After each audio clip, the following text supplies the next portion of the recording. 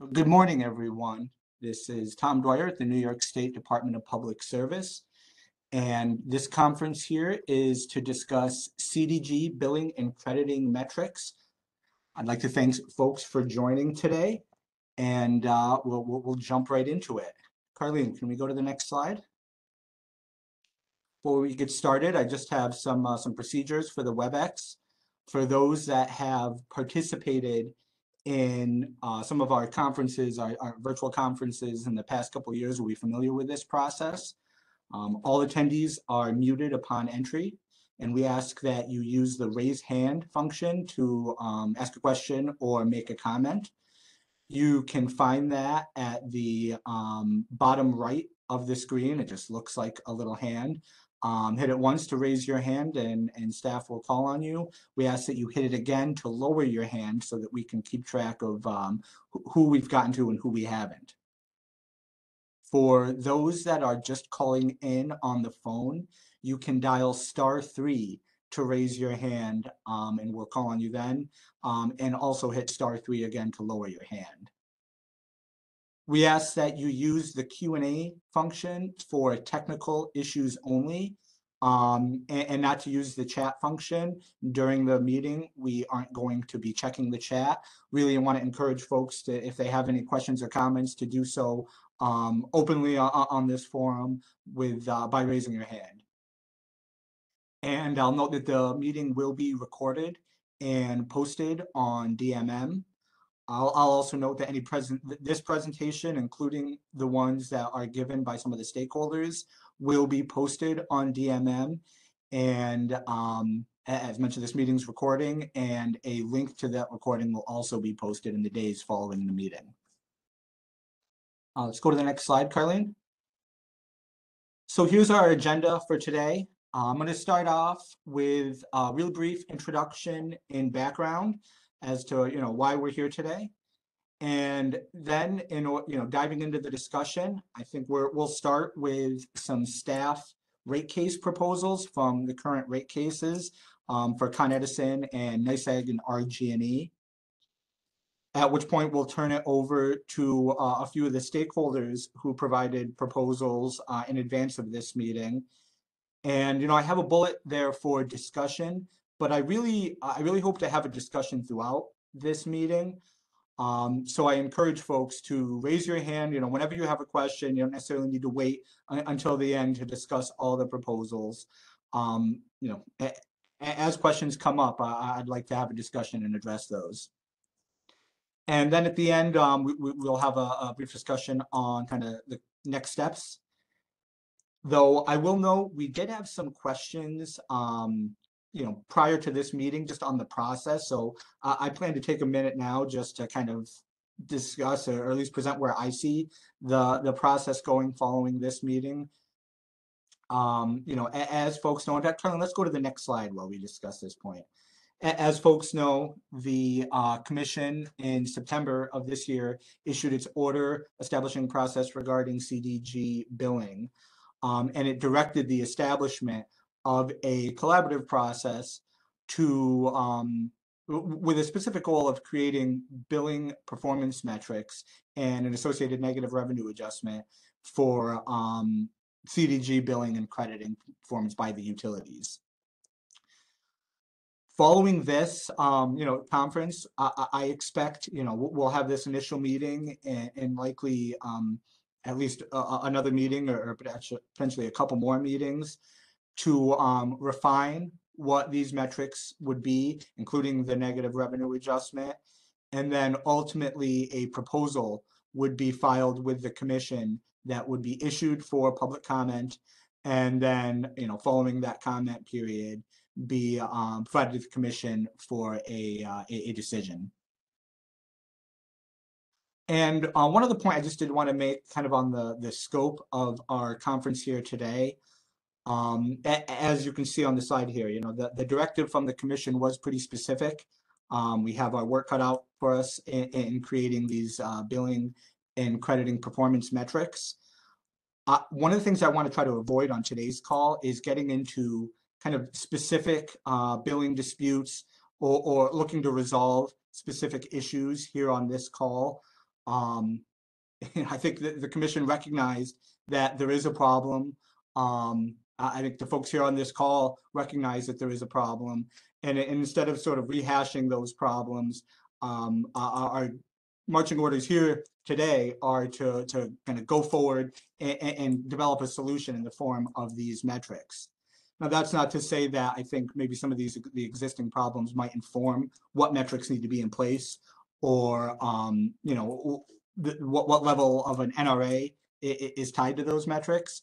But just kind of want to start off with that kind of scoping statement. And I think I'll pause there before we dive into the discussion to see if there are any questions on process or scope or anything like that. And one thing I forgot to mention when we started is all the attendees can see the panelists, the staff panelists on this meeting. They cannot see the other attendees. So when you get called on, we ask that you identify yourself and who you're representing. And I see Ed Sherwin with his hand raised. Go ahead. Hi, Tom, can you hear me? I can. Thank you. This is Edward Sherwood from Con Edison. I just had a quick clarification. You had mentioned a moment ago about sharing proposals from some of the pending rate cases, and I just wanted to confirm that you were referring to proposals made in publicly filed testimony, not in confidential settlement discussions. Absolutely, Edward. And you preempted my qualifier that I was going to mention on the next slide, is that yes, these are proposals that were filed in public staff testimony. And one of the points I want to make is that, we wouldn't be discussing kind of the status of those proposals within the rate case, which may be subject to confidential negotiations right now, settlement negotiations, that is. Really, we want to present those as just kind of an example of what's out there or what's being considered already, really as kind of a starting point to the discussion here today. So we can get into the merits of the proposals themselves, but we won't necessarily be getting into their their status in the ongoing rate case. Any other questions, just kind of on process before we get started?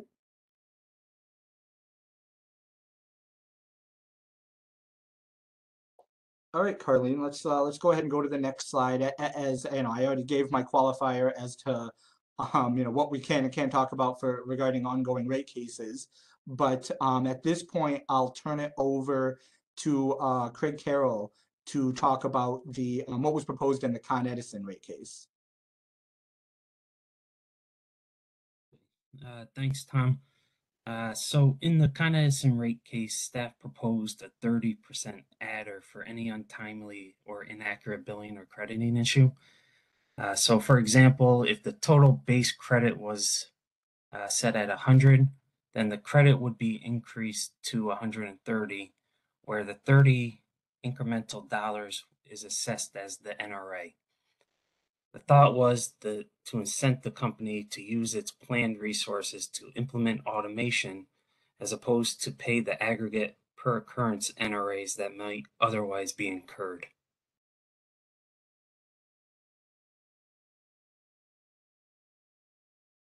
Now I can pass it over to Kayla Whitaker for the next slide. Good morning. So NYSEG and RG&E provided testimony and exhibits in their current proceedings, which updated their timeline for CDG automation. In general, it extended the timeline to 2026.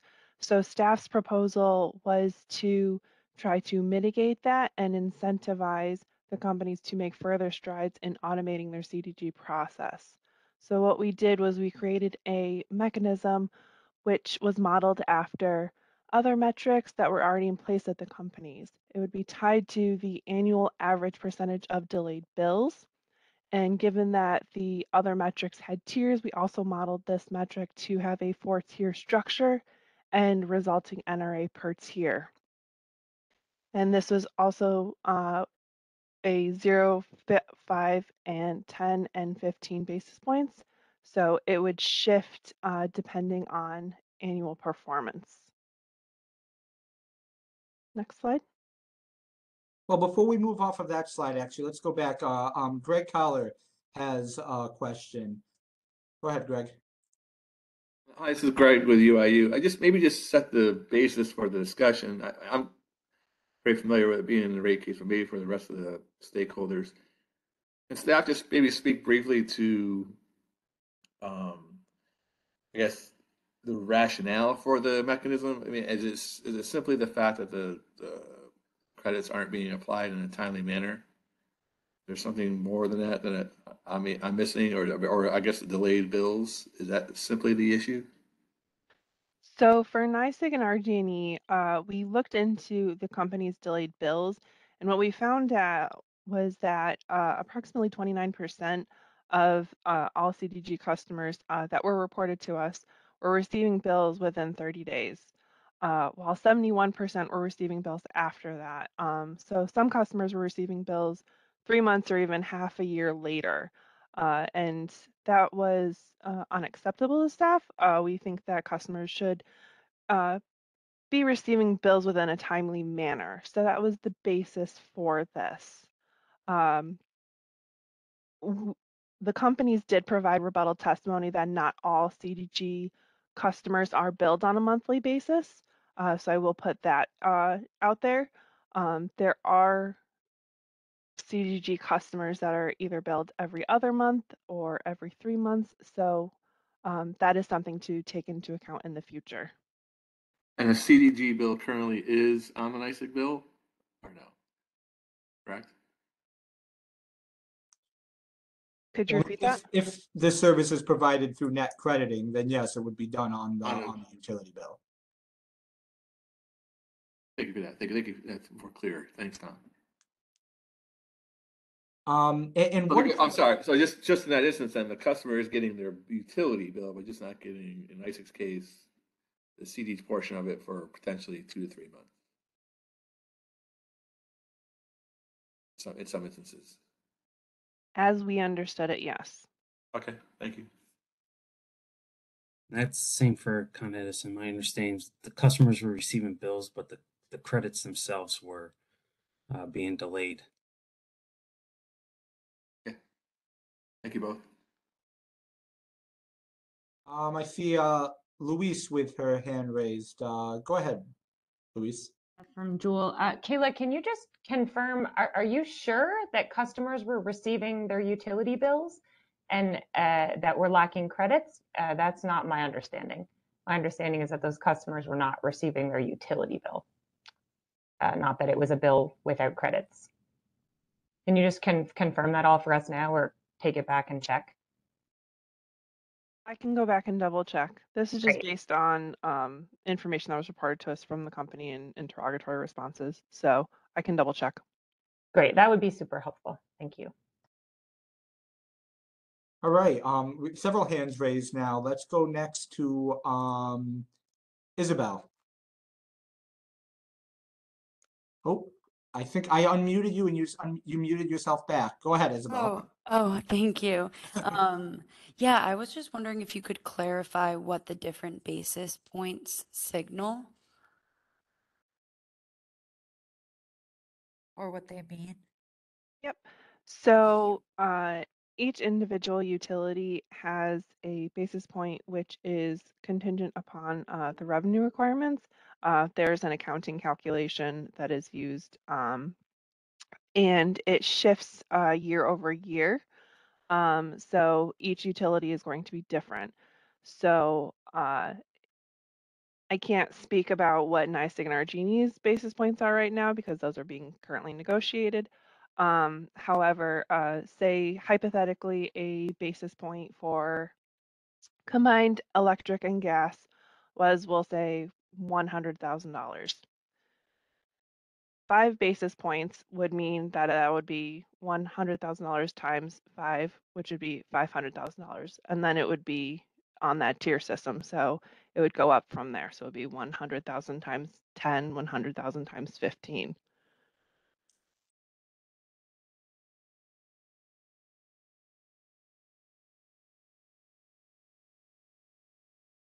Did that answer your Did question, that help? Isabel?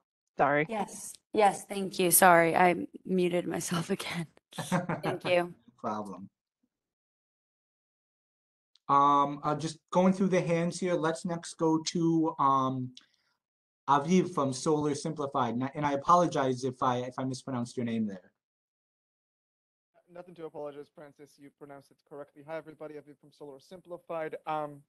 Just a quick question. I'm trying to understand the rationale for building two separate like logic systems between Condison and NYSEG GNE, because Condison seems to be just a flat basis point system, whereas NYSEG GNE is kind of a sliding scale.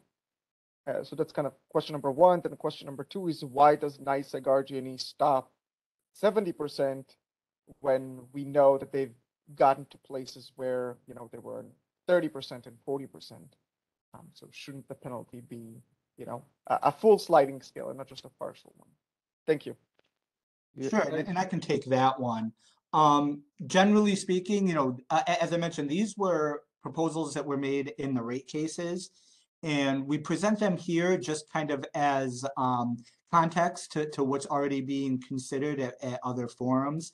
But that's not to say that we're proposing using these exact metrics or NRAs in this process, or particularly that we're proposing to use different metrics and NRAs for different companies.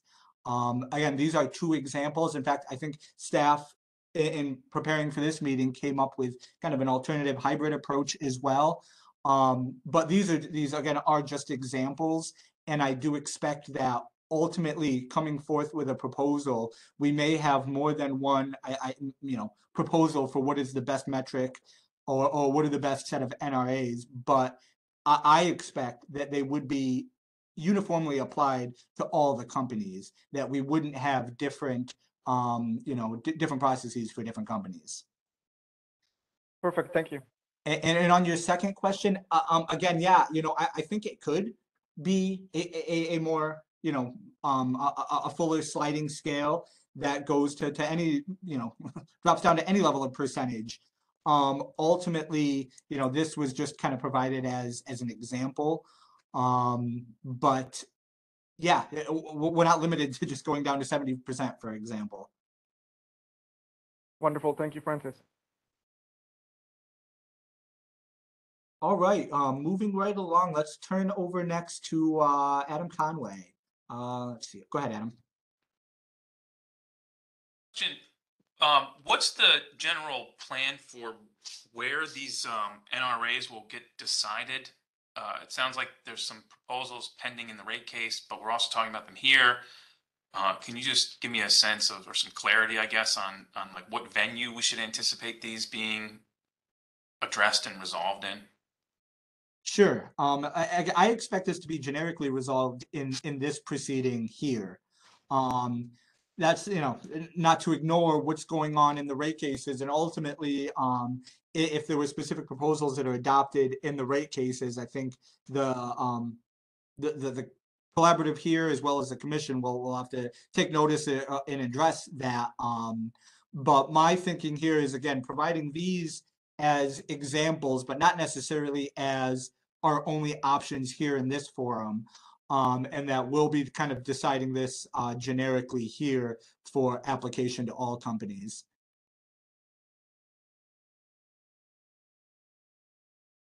Okay, Adam, I see your hand is down there. Let's go to Austin from Arcadia. Just as a point of reference, I know someone already asked this question, but just to get further clarity on it, can we just translate what 15 basis points is relative to, say, NYSEG's revenue from 2020 or 2021, just so we have a frame of reference? I just want to ensure I'm understanding these numbers correctly. So is there just a historical example of what that would be in pick whatever year, 2020, 2021?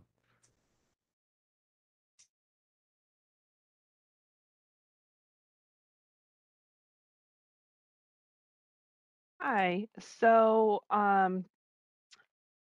based on the company's last rate case, I can say that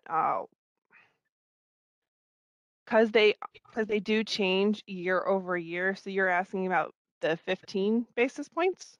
Sure. And just again, just want to get a frame of reference. So if there's any data point for what, yeah, for either 2020 or 2021, whatever you have most recently available. So I believe, based on the work papers that I have, from the 2019 case, 19E0378, I believe 15 basis points for NYSEG would be approximately 3.7 million. And for our Janie, it would be about 2.59 million, approximately. That's just a quick calculation.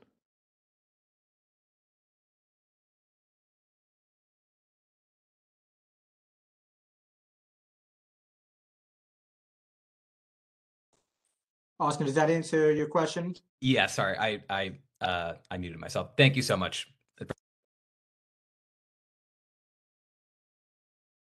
Okay, looking at, we still have a couple hands raised here. Let's go to Cheyenne from NYSERDA.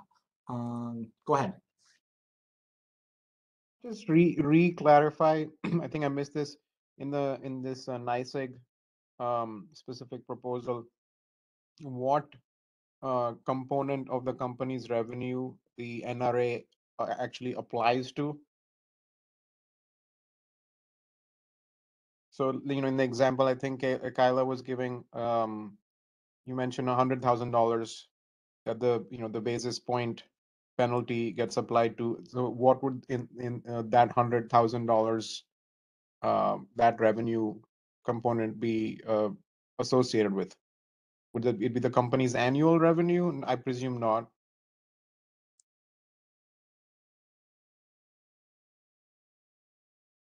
So are you talking about how it goes back to customers, or are you talking about how it's calculated? How it's calculated. So, what component of the company's revenue is actually the NRA actually applies to? I believe it's their overall revenue requirement.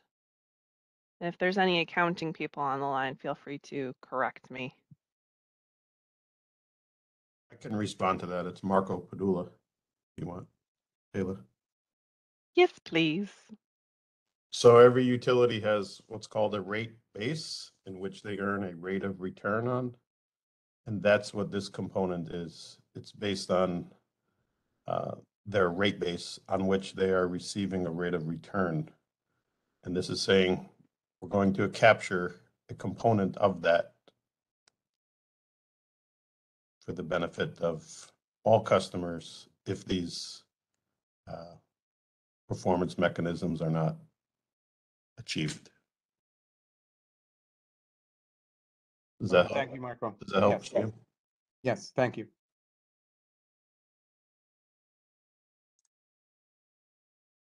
Great, thanks, Marco.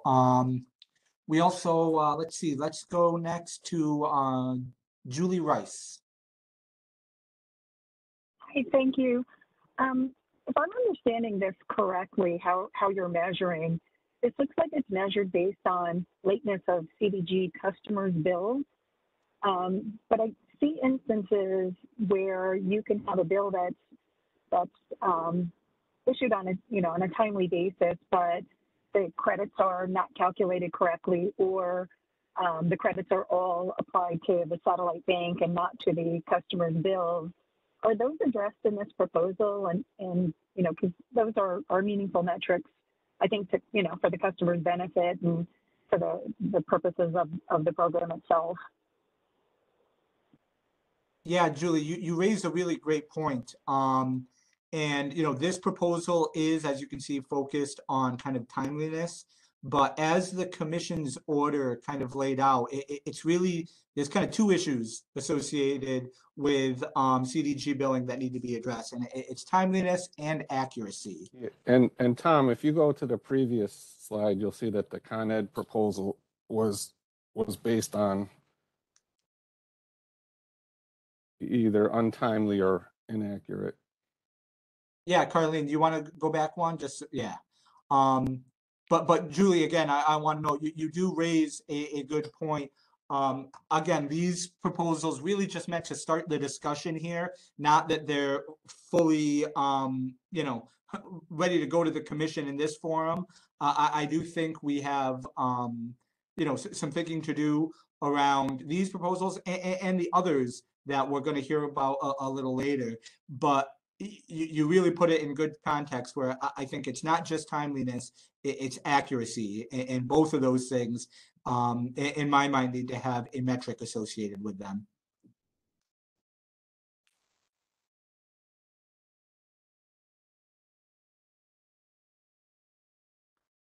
All right. Oh, I was just about to say we're out of questions, but there is another one up here. Let's go over to Noah Ginsburg.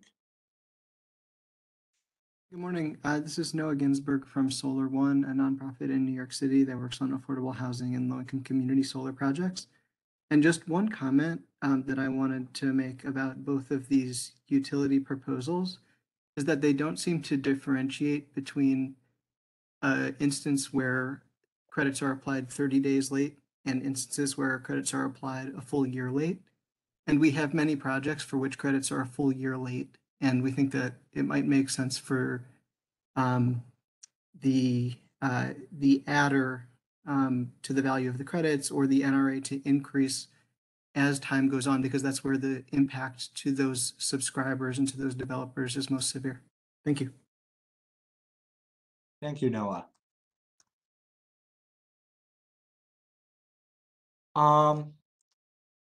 Let's see. Oh, Julie, I see your hand is still up. Did you have another question, or is that just from before?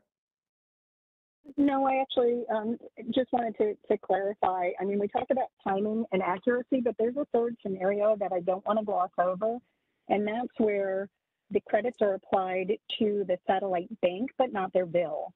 And that's problematic because, if we size according to the program rules, at 100% of the customer's, generation historically over a 12-month period, and the entire generation is applied to the satellite bank, that customer can't possibly monetize those credits.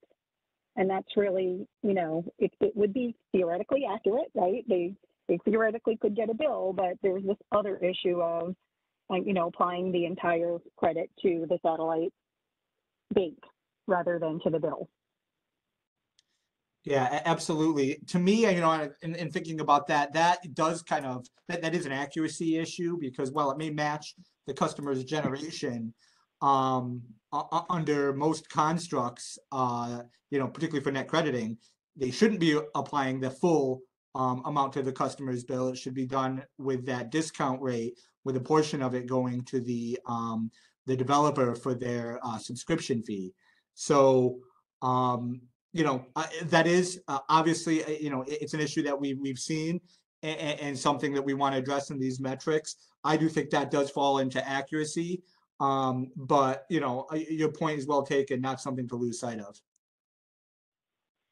Yeah, thank you. As long as we can define the accuracy to include that component, that does create some issues for, the customers and for operators. Yep.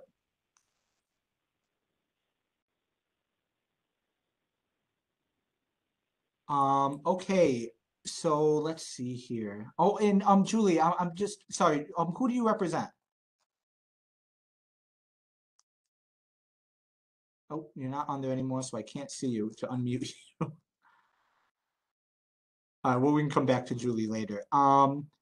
So those are all the questions that are up there right now. Why don't we jump down to that kind of alternative hybrid approach that staff was thinking about? And I'll ask Rick to just briefly talk us through this. Yeah, hi, I'm Rick Schuler from the Office of Regulatory Economics at the DPS. In the interest of brainstorming and coming up with the best possible, incentive approach, we noticed that the Con Ed proposal and the NYSEG RG&E proposal bookend a number of different incentive characteristics. So the Con Edison proposal is very immediate. Each late or inaccurate credit is immediately associated with an adder that goes back to customers.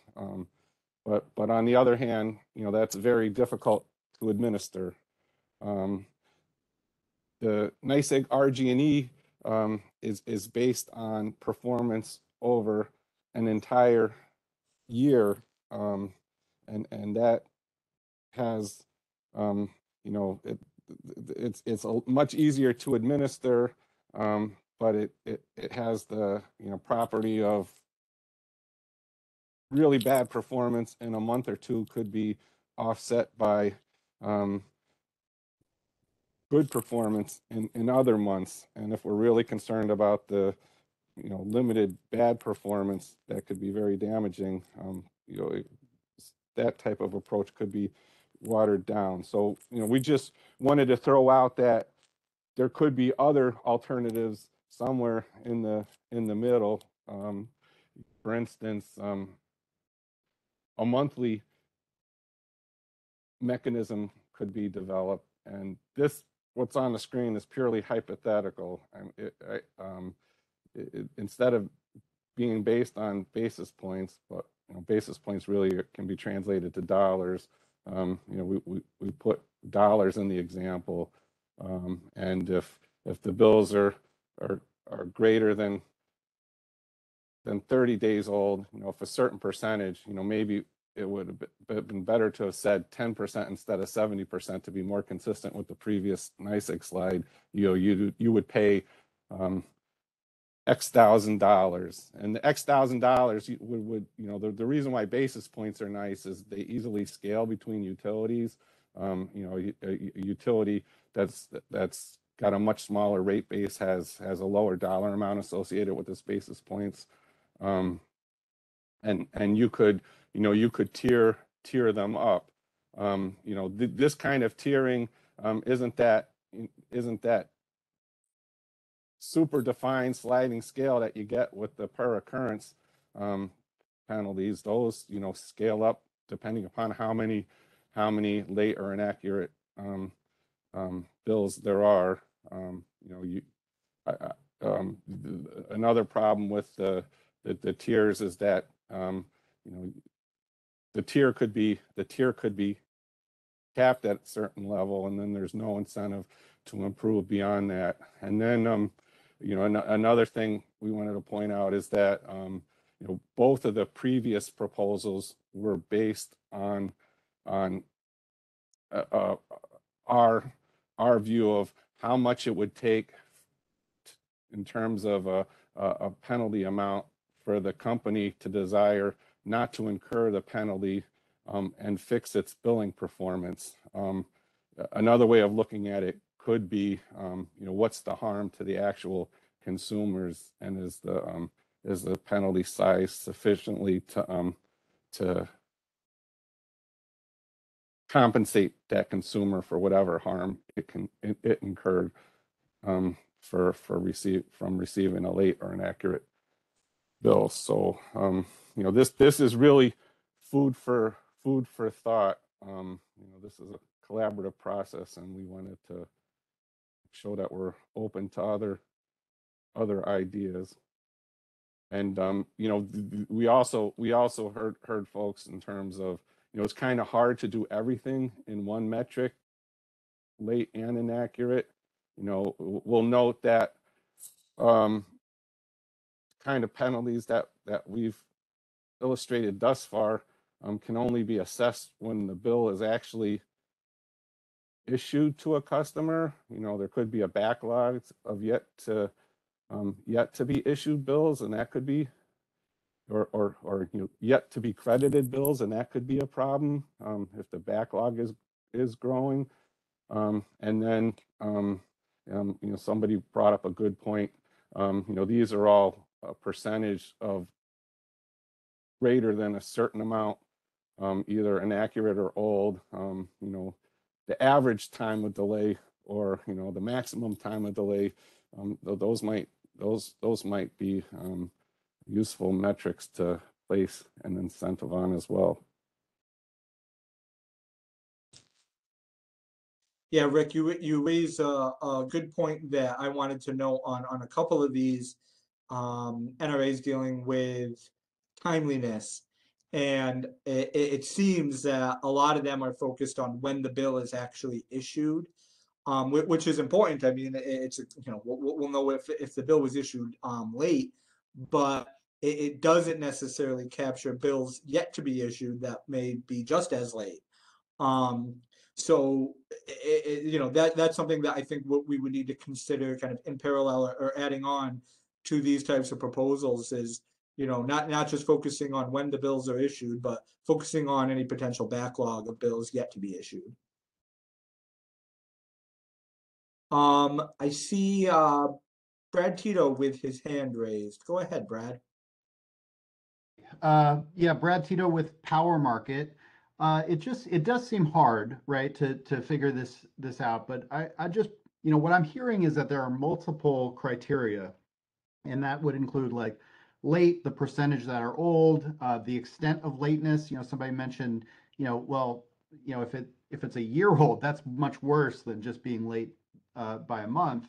So the extent of lateness, there's accuracy, and you know, questions about like the banked credits and if there's a error there with how where they're put, you know, that, yeah. So what I'm kind of coming to with this is like, well, if there are like 4 different criteria, 4 or 5, whatever the number is, but that points might be assigned to each of those criteria, and then the total point score for that utility would determine how much of a penalty they received. You know, that way you can kind of integrate all these different criteria, and you can assign a score that includes all of it, and then determine your penalty based on that. So just an alternative. You know, I think about it the way that you might evaluate responses to an RFP. You know, you look at their experience and qualifications, you look at their work plan, you look at their cost, and each of those criteria has points assigned to them, and that's how you determine, you know, how well they did in the evaluation of their responses. So that's my comment. Excellent. Thank you for that, Brad. More hands up here. Let's sorry, I'm losing my hair. Let's turn it over to Luis. Hey, thanks again, Tom. Luis Gava from Jewel. I just want to respond. Rich, you were saying there's sort of 2 mechanisms we can look. We can look at if we're focusing on what we need to incentivize the utility to move, or what the impact to the actual customer is. I would just point out that I don't think we can focus on what the impact to the customer is, because that actual, if we were able to have that conversation, maybe we wouldn't need to be having this conversation, right? Like, it's a little bit of a weird thing. The other thing is, you're not, so the actual harm is hard because there's reputational harm. This isn't just a number. This isn't just about dollars and cents. You know, if you're not getting your bill, the stress, but also the reputational harm of it for the industry. And I think that's going to be really hard to quantify. So I would suggest, because there's an urgency and time here, that we don't focus on that, and that we focus on how do we get the work done. That's just my 2 cents. And that's probably the main reason why the 2 proposals thus far were based on how much it would, you know, whether the utility would be better off fixing the problem or paying the penalty.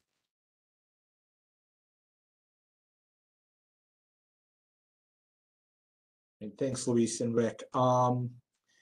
Let's see. Let's go over to Carmen Santos. For needing me. So I was kind of interested in the hybrid mode, and I was thinking about, okay, if we had to apply this, let's say on a monthly basis, maybe it'll still be difficult. If we go to a quarterly basis and we focus on timing and accuracy as like the 2 big factors here that provide a fine or a negative revenue adjustment. each of those quarters, and we go to the next quarter and we keep track of cumulative. So let's say whatever bills were not addressed in that first quarter, on the second quarter, they're still late. So the fine is still being applied. I think that would take care of like time. And so if bills were still delayed for over a year, then the utility would continue to pay more fines for not getting that bill through to the customer.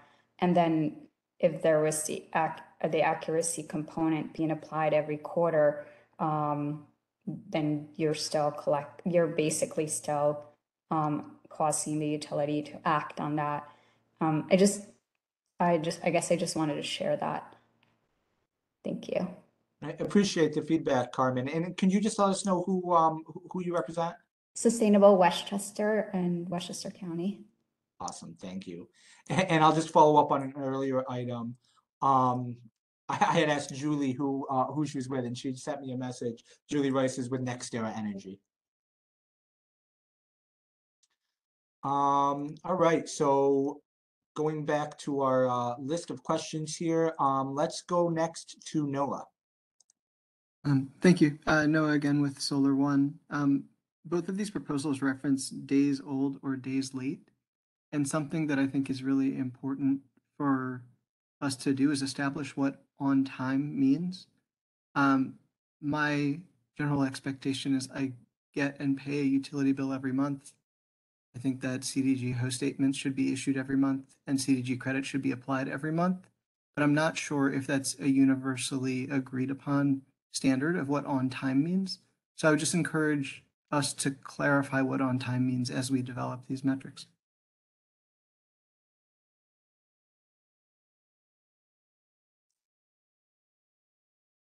Well, that's a good question. I mean, for me, timeliness means that it was issued on the regular billing schedule with, the credits that are associated with the usage during that time frame.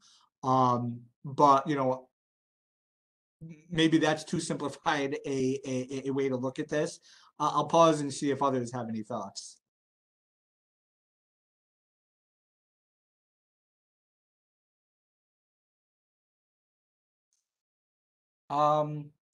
Christina, did you have thoughts on this, or did you have a separate question? Yes. Hi, can you hear me? Yes. Hi, Christina Moore from Clearway Energy. I had just a question on how these proposals will work in conjunction with the HEFPA, because and that's the Home Energy Fair Practices Act, which allows for issuing first bills up to 6 months late, or after the start of service. It also allows for back billing anywhere from 12 to 24 months. Yes, and obviously we have to take kind of the existing law and regulations as we find them. And there are provisions that permit for late billing for a number of reasons, and there's limitations to that as well. And I think we will have to take those into account when establishing these metrics. But that said, those are specific requirements about bills for utility service. Here, I think we're talking about something a little bit more specific, and that's billing for CDG services. And yes, that is done on the utility bill, but these metrics, I think, can arguably be a little bit more strict than some of the general requirements for issuing a utility bill. Maybe it's not appropriate to do so, but all that's to say that we'll have to take those other billing regulations into consideration. Okay. Yeah, because what I was thinking is that the the two intents here, comparing the negative revenue adjustment to the intent with HEPA are a bit they conflict with each other. So, if we have various metrics, would that be in conflict with what's allowed in the HEPA? So in other words, if the metrics are very strict and a utility to issue estimated or inaccurate bills to satisfy the metrics, and then the HEPA allows for revisions and back billing. I see your point. Yeah, and we don't want to create a scenario where the utility almost has incentive just to get, any bill out that then ultimately they, needs a re-rating. And that's just, that's something we're going to have to grapple with as part of this process. Yeah, I mean, yeah. Yeah, I think it's just something that all of us need to chew and just understand the underlying provisions as well. That was just my point. It's been something that I'm trying to figure out how these will work in parallel. But thank you for acknowledging it. And I did just kind of want to go back here to the question about what constitutes timely. I mean, I gave kind of a very general definition, but I wanted to put it out there to see if folks had anything anything else on that.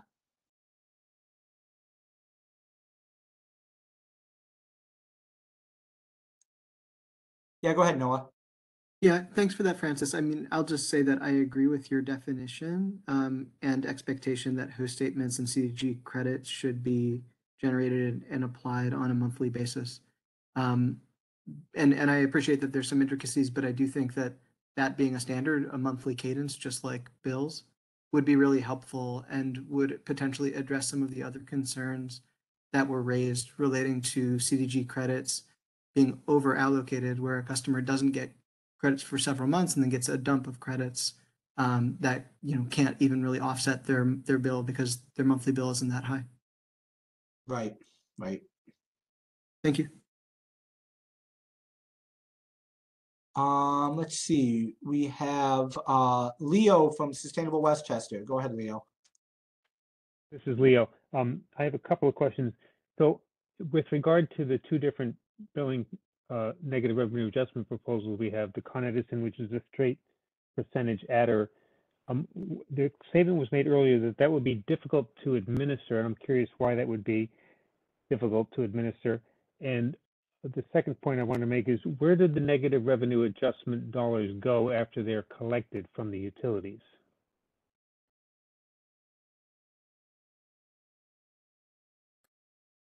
I'm not sure if you guys could hear me. Yep. We can hear you. The per occurrence is difficult to administer because it has to be calculated separately for each and every late or untimely bill. It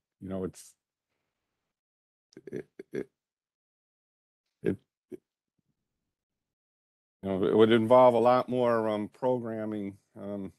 programming in the billing system, perhaps. Yeah, I would agree with Rick on that. Utilities would need to incorporate some sort of automation to do this and make adjustments to their IT billing system, or else the alternative would be a manual process, which would likely be labor intensive as well. But on the other hand, that type of automation, if it were implemented, if it could be readily implemented, it could solve a lot of the late and inaccurate issues we're facing already.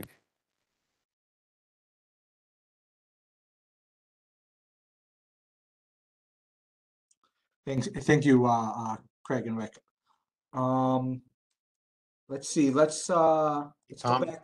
Oh, go ahead, Marco. I'm sorry, whoever asked the question was wondering what happens to the dollars, and typically after the measurement period of which these measurements would apply, if there are negative revenue adjustments, those dollars would be set aside for future commission determination, usually used to reduce a future bill impact from a rate case increase or really any other form of revenue reduction or benefit to ratepayers that the commission finds appropriate. Right, and in comparison, the per occurrence dollars go right back to the customer in terms of the credit on the bill. That will kind of get me what I set up. Thanks for that, the additional information, Marco and Rick. So I see Aviv with his hand raised. Go ahead. Hi, thank you. Sorry to jump in again. I want to follow up on the previous question. I think that what the previous speaker was trying to allude to, maybe, and I don't want to put words in his mouth, but if customers are getting hurt by these delays, they're getting hurt in their pockets, not just by a delayed bill, but suddenly they have 2 months or 6 months worth of bills that they have to pay at once. On the flip side, aggregators like us and our developers get hit because we don't get paid on time, which we have seen in New York last year, a couple of small developers that actually went bankrupt because of this situation, specifically with NYSEG RG&E, or almost bankrupt. And so, is there an option, at least to raise it to staff, that a part of this negative revenue adjustment would go to compensate both developers and customers that got hit by these? Thank you. Yeah, well, as Rich had mentioned, I mean, the per occurrence model here would provide that benefit directly to customers as part of a credit or something on their bill. I don't believe any of the staff proposals that we've talked about thus far had a mechanism for payment directly to a developer who may be impacted by delays or errors in billing.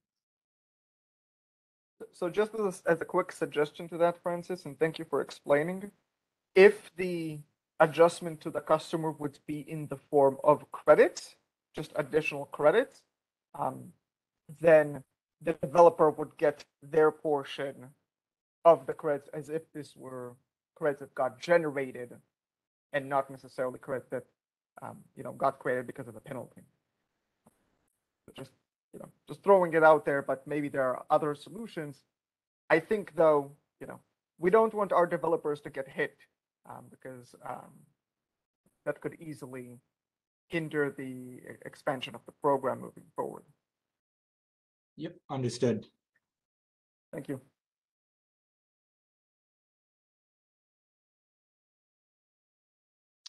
Okay, seeing no other hands up. Well, actually, no, I'll pause because this, again, we presented these kind of staff proposals to get discussion going, get folks thinking about some of these, the considerations here. Next, we were going to turn over to some of the stakeholder proposals. I think we have 3 stakeholders that are going to briefly present their proposals today, and I hope to have a similar discussion following each one. But I'll just pause once briefly to see if there are anything else on what staff has presented so far.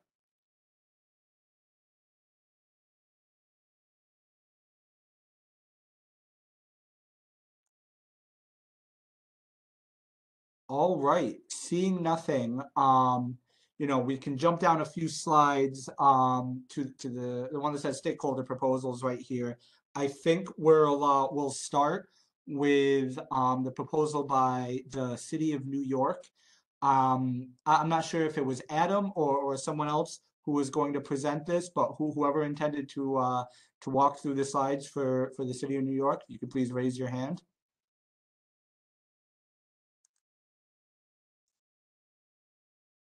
Okay, Adam, I just made you a panelist. So you should be able to share your screen with the slides, or I don't know if Carlene, if you have them handy to pull up right now as well.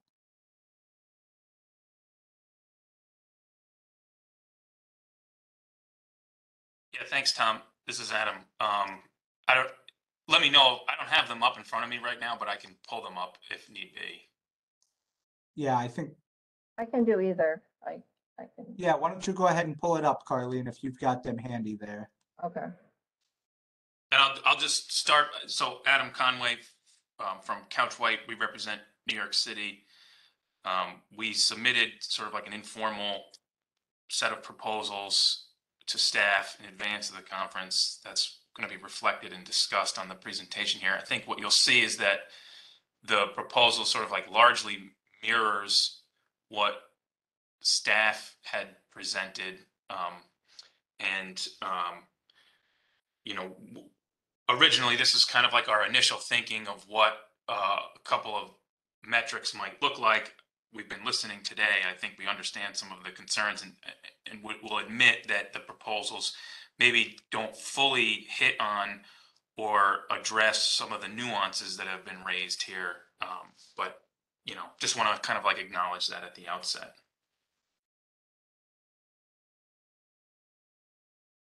Thanks, Adam.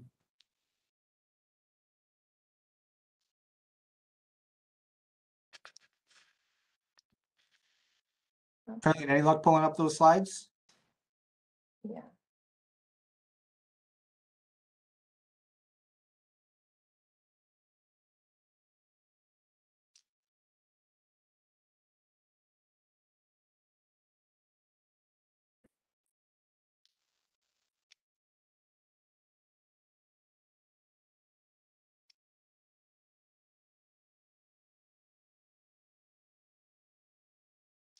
There we go. Sorry about that. Oh, no worries. Adam, take it away whenever you're ready. Sure. If we can go to the next slide, that'd be great. Just a background on what we're proposing here. So it's essentially a mix of what I would seem to be the staff proposals on the, or maybe a combination of the staff proposals on from the Con Ed and the NYSEG RG&E rate cases. Effectively, we're proposing two mechanisms here. One that would be a monthly credit that would provide additional compensation to subscribers that are impacted by the billing errors or delays, and then what we call sort of like a conventional NRA mechanism that would provide sort of like an incentive to the utility to get the automated billing up and running. Again, these would both operate as shareholder-funded mechanisms as far as our proposal is concerned.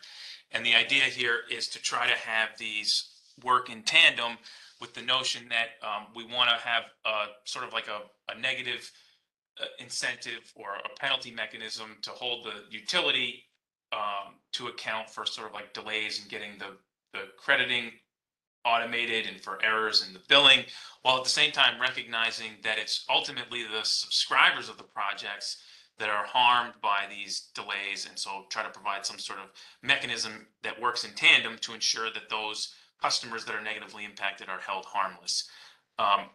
We have a proposal here that is specific to Con Ed. That's sort of how we were thinking about it, coming from you know, on behalf of New York City, where Con Ed is the electric utility. I think, you know, as we've seen throughout these presentations, these don't necessarily have to be, there's nothing here that's specific to Con Ed. It's not something that has to be necessarily specific to Con Ed, but the proposal itself, when we advanced it, was sort of like in the context of our recognizing that Con Ed is the dominant electric utility for New York City. So if we can go to the next slide, please. So I'll talk you through the monthly credit proposal. Again, pretty similar to what staff had presented earlier, the idea being that customers that don't get complete and accurate bill credit allocations would get a monthly credit added to their overall or net bill credit allocation. We've proposed this as a hybrid that would be the greater of a fixed dollar amount or a percentage of the total of the value of the bill credits. We think this is an important component of the proposal here, recognizing the potential distinction between maybe like a residential or smaller subscriber who might not have a large bill credit dollar allocation versus the larger anchor off-takers who might have sort of like a larger subscription amount where like a fixed dollar amount of $10 may not be meaningful in terms of a remedy in the event there's this misallocation or misapplication of the bill credit. So that's why we see here the greater of the fixed dollar amount and the percentage of the total of bill credits. We also have a bit of a nuance to the proposal to say that there should be added benefit for the customers that or subscribers that reside in disadvantaged communities. And the way we've laid this out here is, we would add $5 or an additional 5% to the incremental monthly credit that would be provided based on the mistaken or misapplied bill credits. Again, this would be something that we would view would be in addition to the value stack credits that are otherwise received by the customer. It's not like net of the otherwise applicable bill credit. And this last point here is sort of designed to make clear that we would view this as something that would be a shareholder funded mechanism, not otherwise subject to reconciliation or revenue decoupling by the utility. So that's the monthly credit proposal. And if we go to the next slide, please. This is the sort of like what we would look at as kind of like a conventional negative revenue adjustment proposal. Some of the, I think, distinguishing features to what staff had maybe presented. We're looking at this as more of like a biannual reporting period. So twice a year, we would pose the utilities to report on the performance in the prior 6-month billing period. And if the allocations are inaccurate or there's delays in the receipt of the credits based on a percentage that we've laid out here, that would trigger basis point driven NRAs, again, shareholder funded. This is like I said, a more conventional NRA, so it applies to sort of like a shareholder penalty writ large. The idea is, again, operate this in tandem with the monthly credit proposal, so you have sort of like a stick against the shareholders, but also something to kind of help hold the utility or the subscriber accounts harmless from the delays. The last point I wanted to mention on this is we would propose that this is effectively be a retroactive mechanism with the first reporting period on the NRA, starting July 1 through December 31st of this year. The rationale behind this is that the staff straw proposal on opt-out CDG, which included the recognition of the need for the NRA, was published in March of 2022. And there's a number of instances, specifically in the VEDR and value stack cases here, where the commission has made changes to the existing program retroactive to the date on which a staff straw proposal was issued, basically saying the party should have been on notice back to that proposal that something like this was coming. That's the rationale here for us to say the reporting period, or the sort of like the look back period, should start back to July 1 of 2022, which would have been the first 6-month window post issuance of that staff straw proposal in March of 2022. So, ultimately what the utility would be doing here is reporting in March of 2023 on its performance for that 6-month time period. And if they missed the mark, the potential shareholder penalty would kick in. That's effectively the proposal there. Like I said, I think this looks pretty similar to couple of the proposals that staff had advanced already with maybe a couple of tweaks there. I'm happy to take questions here, but overall, I think, that's generally the overview here. So Adam, this is Tom. I can get us started with the questions here. Kind of going back to some of our earlier discussion, I mean, the NRA here appears to be focused on timeliness. Is there a consideration for also the accuracy part, or is that just kind of baked into this, that even if a bill is issued within 30 days, if it's inaccurate, then you would consider it as technically like a not issued bill for the purposes of this NRA? Tom, I think that's right. I think the maybe it's not entirely clear from the slide, but the reporting piece of this is we're really looking for them to report not only on timeliness, but also accuracy as well. So I think we would be looking at it to sort of hit both marks, both timely and accurate allocation of the credits. Right, right. And that's why I see that the language there, it's, accurately allocated within 30 days. So that's why I was just wondering if that's kind of all tied together into the second half of that, which really does focused on a delay in receipt of their credits. But I would consider, a receipt of inaccurate credits still a delay in issuance of the appropriate bill. Agreed. All right. Let's see. We got some other questions here. Let's go to Miranda. Hi, sorry, I think I cut out for a second. This is Miranda from Solstice.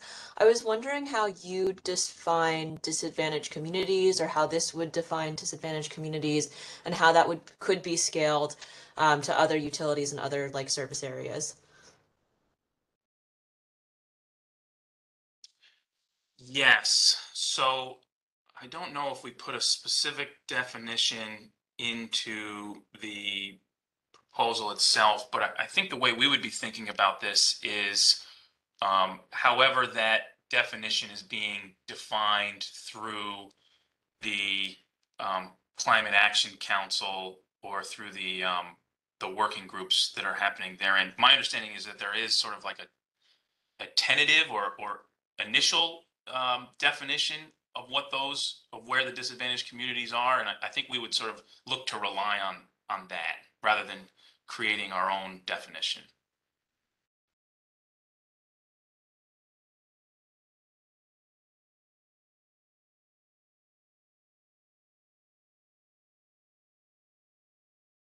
All right. Miranda says thank you. I don't know if you see that. Let's see. Any other questions for Adam on the city's proposal?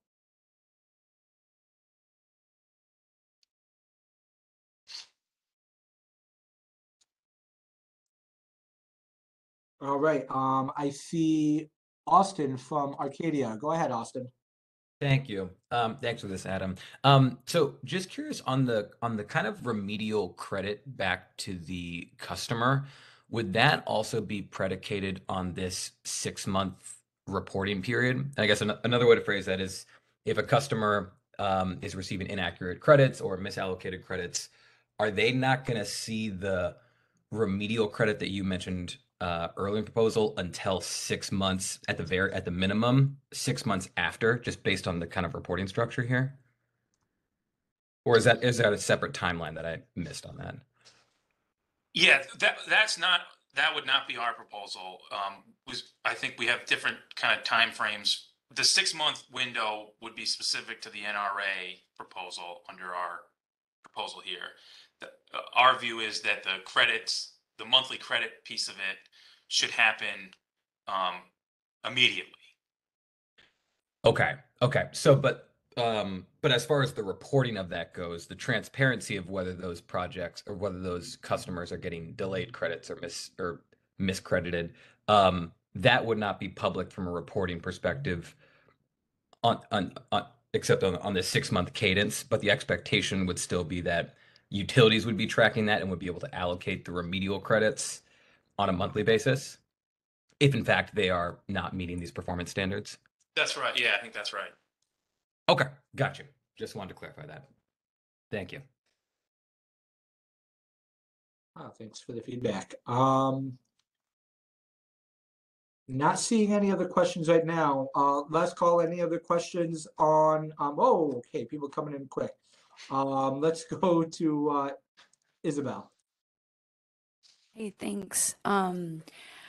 I just wanted to confirm with the $10 credit, would they additionally receive the credits, the late credits on their bill, or is the $10 credit in replacement of the late credits? Right. Our proposal would be the $10 credit. Any of these monthly credits that would be triggered under the monthly credit proposal would be incremental to everything else that the subscriber was otherwise entitled to. Okay, so they would receive both. Right. Awesome, thanks.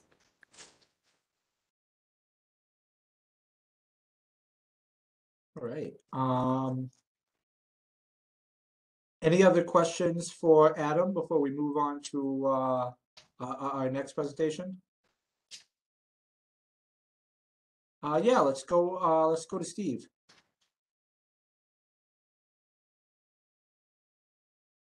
Go ahead, Steve.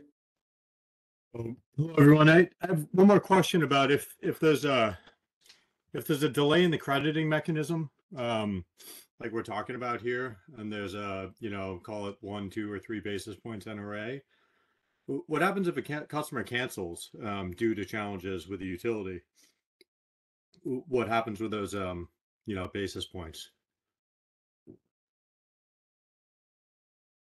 Are they credited to the host meter, or there should be? I don't know if you've thought about if they just kind of disappear. Yeah. Which I don't think they should. Right. No, I honestly, I think the honest answer to that is I don't know if we've thought through that particular scenario. I think the other thing is, this is sort of like in our view, a structural proposal for how something might work. There's probably details. I'm sure there are details like that would have to get ironed out. That makes sense. I appreciate that. I think my comment would just be, as I think we are all thinking, that there are loss of customers due to utility crediting errors, and so the concept here is interesting. And I would just think about, while there's value to be brought to the customer for the inconvenience, there's also significant inconvenience to the project owner, and those credits should be thought through as well. Thanks, guys. Oh, thank you. And Steve, before you go, could you just identify yourself and who you represent? Yeah, I'm Steve Condon with Energy Well. Great, thank you. Thank you.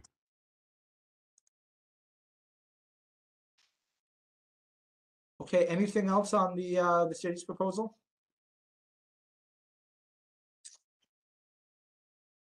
All right, well, I want to thank you, Adam, for preparing this for discussion here today. And we're going to transition over to a brief presentation from NYSEA. I think we have Zach on the line. Zach, if you could just go ahead and raise your hand, make it easy for me to find you. There you are. Make panelists.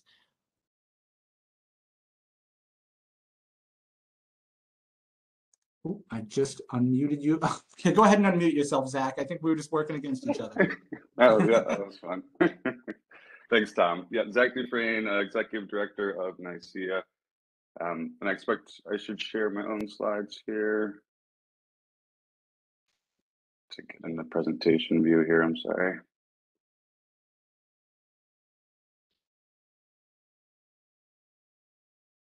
Okay.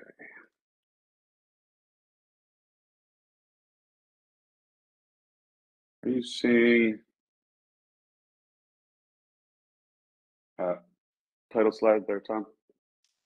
Looks like it's still loading because it just changed to a white screen. Still wait. Yeah. Try one other thing here. Oh, well, that actually, I can see it now, just not in the slideshow format. Yeah, that's the issue I'm having here. There we go. There you go. Okay. Great, and thank you again for this opportunity to speak today. Great conversation so far, and look forward to digging in on this further. So I'll jump right in. Some of this has already been discussed, but I'll just flow through my presentation.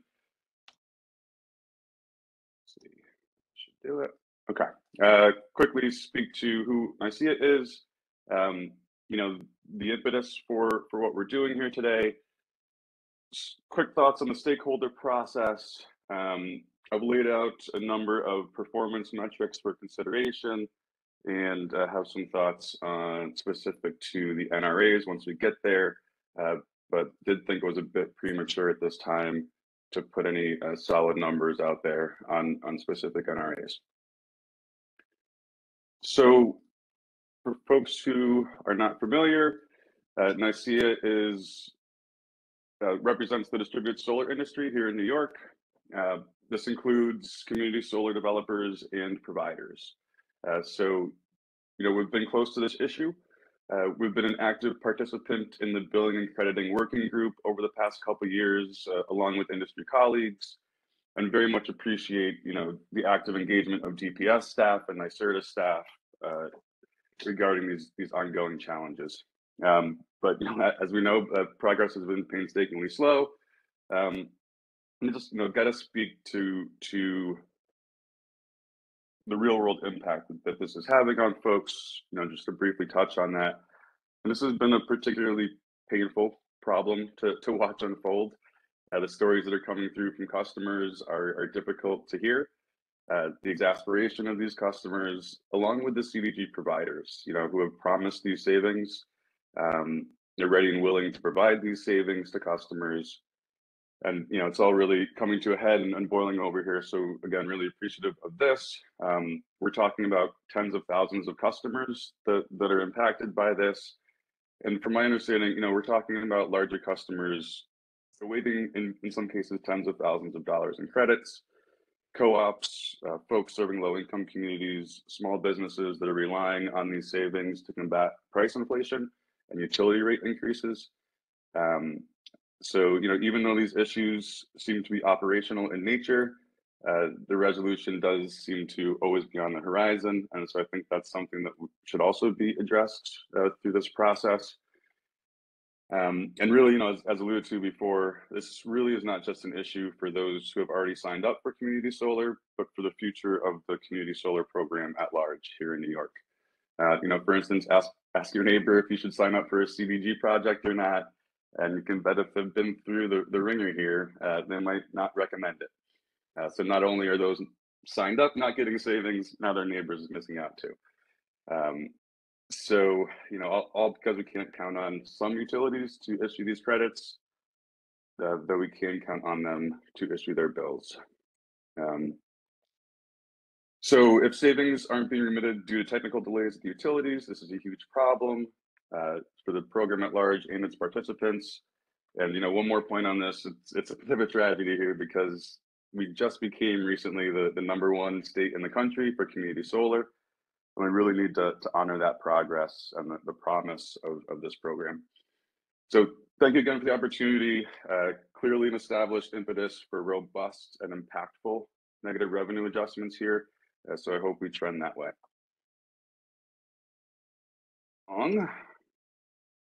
So I did have some questions. A lot of these have been asked and answered. Quickly touching on the process, I do still have an open question that's not laid out here, and it doesn't need to be addressed today. But it's still a bit unclear on how exactly these proposals will shape up. Are we angling towards one joint proposal here, like a stakeholder joint proposal, or multiple proposals? And, you know, will DPS staff kind of bucket that to PSC for PSC consideration, or will stakeholder proposals be considered by the PSC? And then, we've been working through kind of what we think is the quickest timeline for this. And I think that's what we should be angling at here, the most expedient process possible. And as far as we can tell, we think we could get to a consideration in the March commission session if we move efficiently here. So one last note, I guess. I think the efficacy of NRAs and a review of that may be in order. Like even the efficacy of this one that we're now putting out there. So perhaps building into this process an opportunity to revisit or strengthen the NRAs if needed could be helpful. So, to get at the actual details of what the performance metrics and NRAs should look like, still trying to get a better understanding of, I think mainly what's left for me here is the reporting and audit structure. I think we can all agree that we can't rely on utility self-reporting. So it's a bit unclear to me what the alternatives are here. Is there third-party auditing? How do we confirm, the accuracy of the reports that we're requesting here from the utilities? So, it seems clear, and I'm super appreciative and glad that we're talking about not just, revenue requirement impact to utilities, but also remitting damages to customers. And, as was floated out there, I don't think it would be inappropriate to also consider remitting damages to the developers and providers that have been, hit pretty hard by this in a lot of ways. So we certainly support that. There's precedent for remediating bill credits to customers, as discussed already. But one note, if we're adding bill credits, like if the remediation is, okay, here's a bill credit, $10 bill credit, but the bill credits aren't coming, right? That's the problem. So here's a credit that's never going to come isn't much of a solution. So don't have a clear answer there yet, but looking for some feedback there.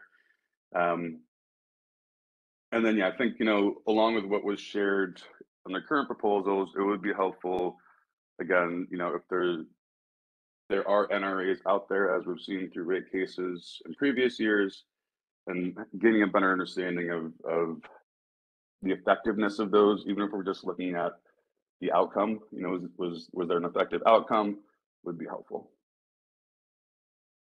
Brief pause for a drink here. Yeah, and while you pause, I could talk to your process question.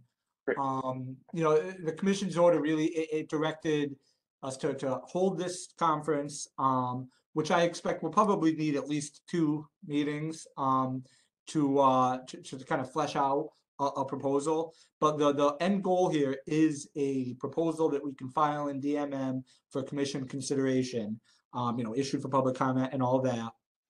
It was just kind of coming into this, I've been thinking about this as a proposal that would probably be drafted by staff as informed by this collaborative process.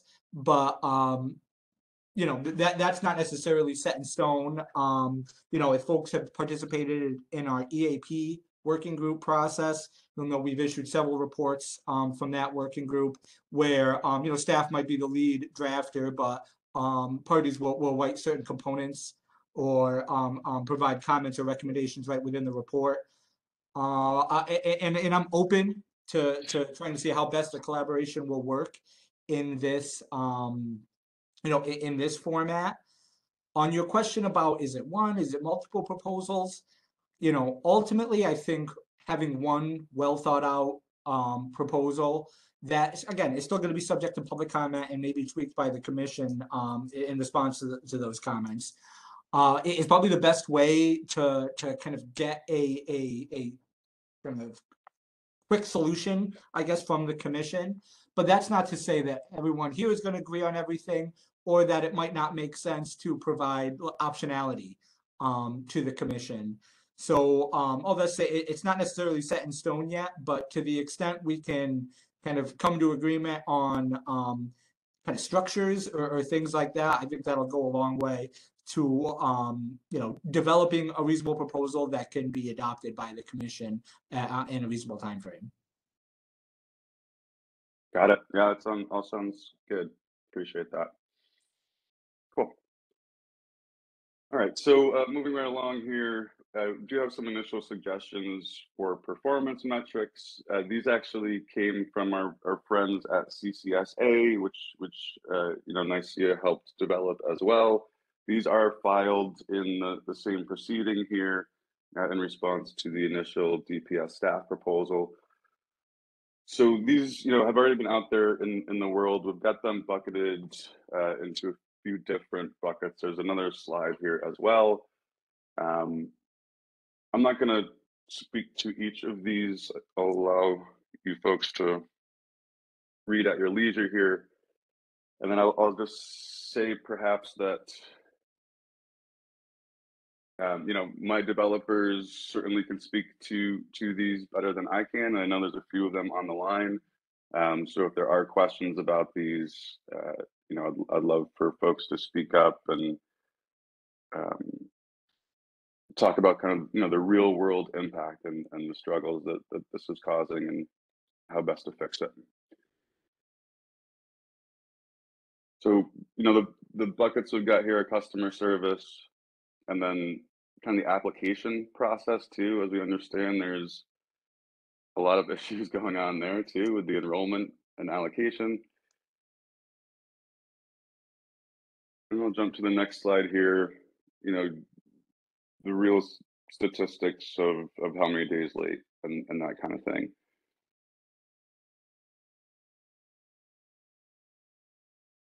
So again, I'm not going to run through these, but I'll leave them up on the screen for a bit so folks can digest.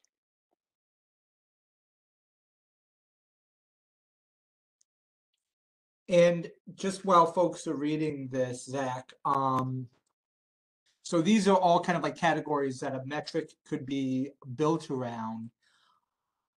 Did you expect, how did you expect this to actually be created into like some type of NRA or something? For example, number of days to resolve crediting error. Were you thinking like a kind of like a sliding scale, as we've seen in some of the other proposals that, if it's 10 to 15 days, it's 1 basis point. If it's 16 to 30, it's and so forth. Yeah, well, it depends, right? Like we gotta kind of work there, as far as I understand it. So ultimately, we want to address, as has been discussed, timeliness and accuracy. And so it could be structured in a way such that, as I think Noah Ginsburg had mentioned, it's like if it's a year late, it should be a bigger penalty than a day late. But we could structure it other ways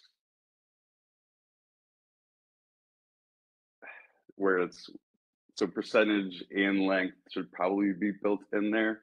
But why don't I'll get to my next slide and then maybe it'll be a little bit more clear on our thinking. And the last thing I'll just mention on this. So this is all filed again in the proceeding here. The last bullet point there actually wasn't included. It's just something else that we've been coming across that is really tough, and the host reports are not coming on time, which causes a ripple effect of delays throughout.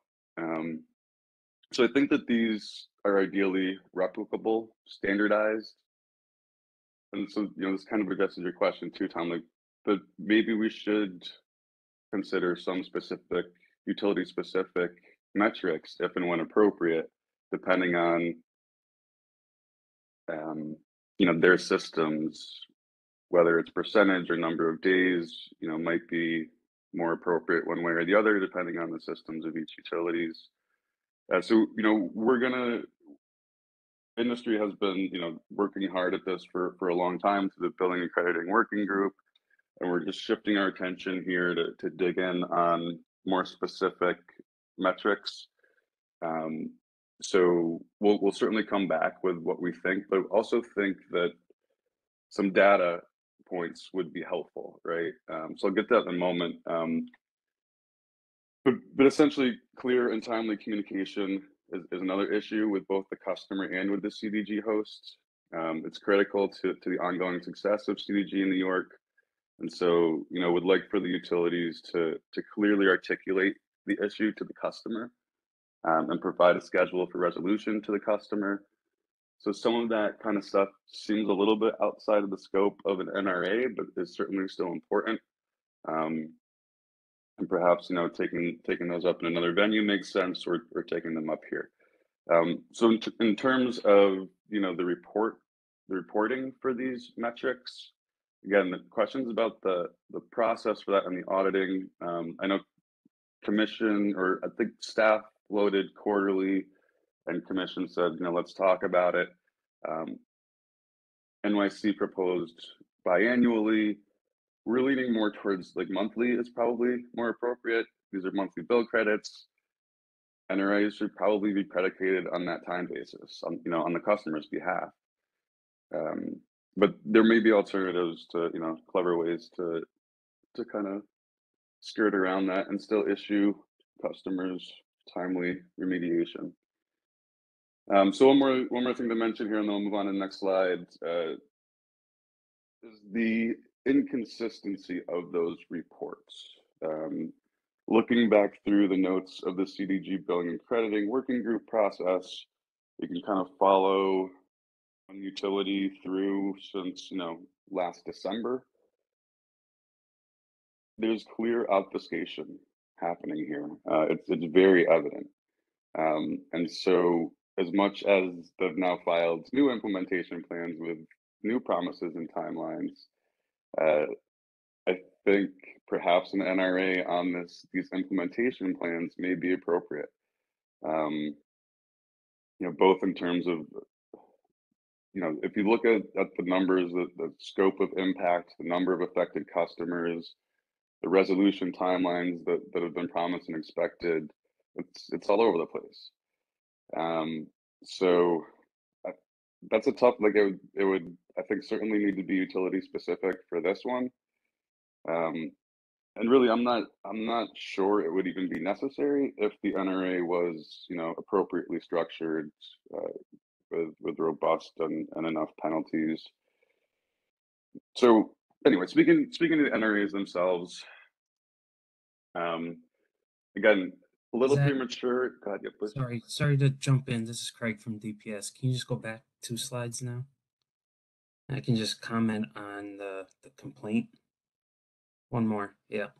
So all utilities do have complaint rate metrics that have associated NRAs tied to them. So complaints that come in under CDG or for any issue, the utilities do have a performance metric under this that lodge or calculates a complaint rate and has associated targets for that. And are those, because that's super helpful. I'll say, again, like kind of the reason I've been asking for what's out there already, it is very time consuming to try and find details on what's out there through these rate cases. So I did come across something like that, but would those be utility specific then, or are those standardized as well? Well, the targets are utility specific. Okay. However, the rate calculation is standardized. Okay, gotcha. So it's a basis point. Right. Same basis point for all the different Not percentage. the same, and the NRA piece is also utility specific. How we calculate the rate itself for each utility is standardized. It's on a scale of per 100,000 customers. But the targets associated in each utility's rate plan and the amount at risk, or NRA, for missing those targets are unique to that utility. Okay.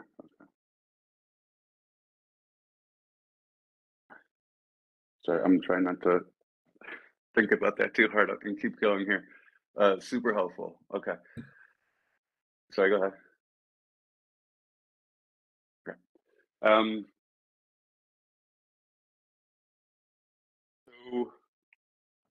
yeah, I'll just say, like, I do hope we can, pick, like, this has been so helpful to help understand. So I'm eager to pick this back up and get some more solid proposals out into the world. So I'll leave it at that. Looking forward to what's next here. So diving into as much as we can the NRAs, and I appreciate a lot of what's been discussed already. The first bullet point there is a little unclear. I'm realizing now too. So the concept and rationale for NRAs, like as a form of earning adjustment mechanisms, EAMs, has been clearly laid out by the Commission. Beginning in earnest through the REV proceeding, and the industry fully supports this concept, not just on CDG and VEDR billing and crediting, but also on a broader basis. And so, perhaps looking at NRAs and at times PRAs, right, like the carrot, not just the stick. But for things like AMI rollout, interconnection timelines, data transparency. To be clear, I don't think positive adjustments are appropriate in this case at all. But maybe this stakeholder process, if successful, could be replicated in other areas of concern regarding utilities serving as distributed system platforms. So again, our initial research, which was a bit painstaking, trying to find some precedent out there, we certainly think that there's rationale for up to 25 basis points or more on these issues. That's just current thinking. If that's what's out there, this is a serious issue. Again, as others said, we could put a dollar figure on that too. I think once we get through the metrics and better understanding of that process, this will become more clear. But certainly, as we're talking about the percentage or number, it needs to be a tight margin for error here. Just, especially for the customer facing metrics, like these folks have been through enough already, and we got to start getting them our credits, no excuses. So also thinking that remediation should be additive. That's been mentioned before. I think that's certainly fair. You can just look at the time value of money, and folks should be getting paid more than they've lost in the past. So, and I'm realizing I did email this to DPS folks, but I didn't put it in my slides. But I know that New York City mentioned this as well. There should potentially be increased compensation and or priority for low to moderate income customers and or folks in disadvantaged communities, and especially as this is the key market segment that these projects are intended to serve. So feeling like we might need a little bit more data, like if we could see what the utility averages are for current performance to make it a more informed proposal on the percentage or number of days late that would be appropriate to ding them on, right? So perhaps that's another like data request, like, yeah, just having more clarity on, well, I guess the utilities have already been asked to report this, but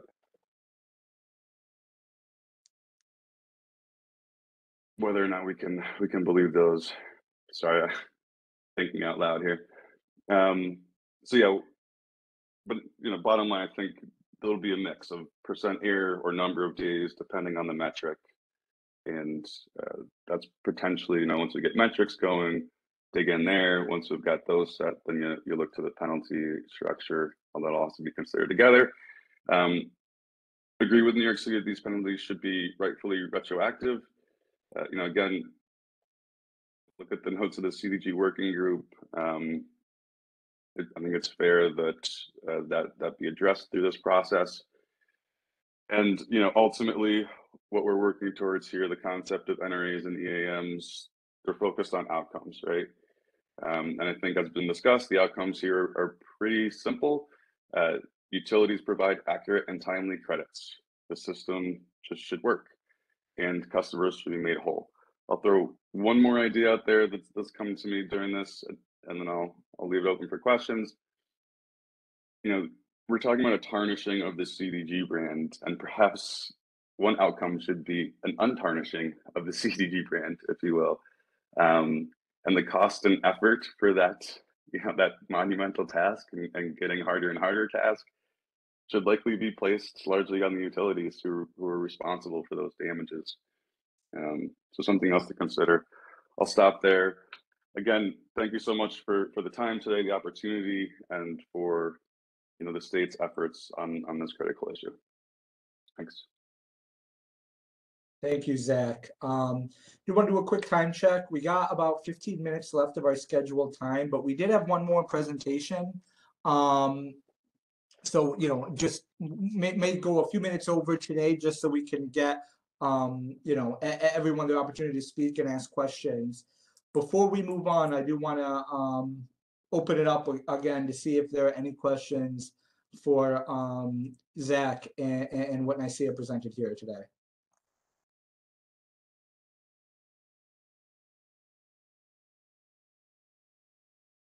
Yes, go ahead, Julie. Energy. One thing that I wanted to bring up is that we've talked about punitive damages, but we haven't really talked about remedies. But what I mean about remedies is, maybe applying these credits where there have been delays or errors. Could we apply these credits as net credits and basically keep the customer whole through that mechanism, absent of punitive damages? That would be a separate subject, but by applying credits net, we maybe would be able to right the customer and right the operator of the projects by doing that. Julie, can you help me understand how would doing it that way help the developer? So in the instance where you're applying credits to a customer's bill, they have to have sufficient monetary volume to monetize the full stack, the full value. And I'm wondering if you apply them net, similar to what net credits do when they cut over. If you apply the credits net to the customer's bill, they get the value of the bill, even in a delay, and you would then advance not advance, but remit payment to the operator based on that net share that's applied. So if instead of kind of accumulating and accruing a bank on the satellite for late or incorrect applications, maybe you apply them net so that the customer is receiving immediate benefit and the developer is getting paid. That would be, in my mind, remedy but not damages, but at least it gets us to the point where everybody's at the table talking about how do we improve this for for the program itself, for all stakeholders.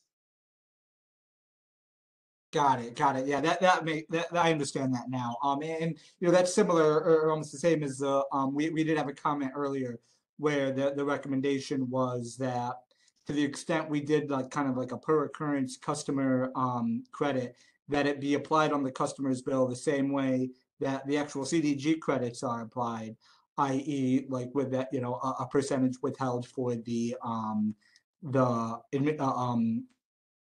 subscription fee for enrollment in the program. The only difference there was when we normally apply credits to a customer's bill, they would have to have sufficient monetary volume for the full stack. I'm suggesting that in the instances where errors are made, that you apply them net.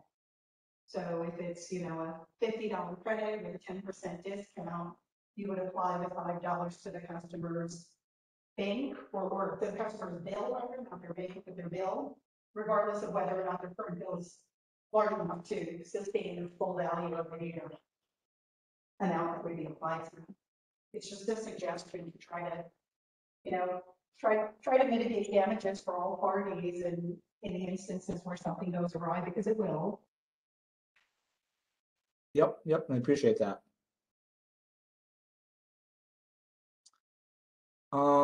Let's looking back to the thing here. Let's turn it over to Jeff.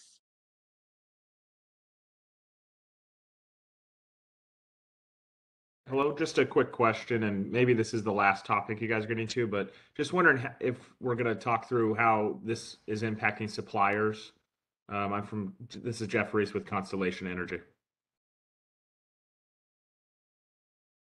Yeah, I mean, it has been brought up a couple times already, the impacts on suppliers.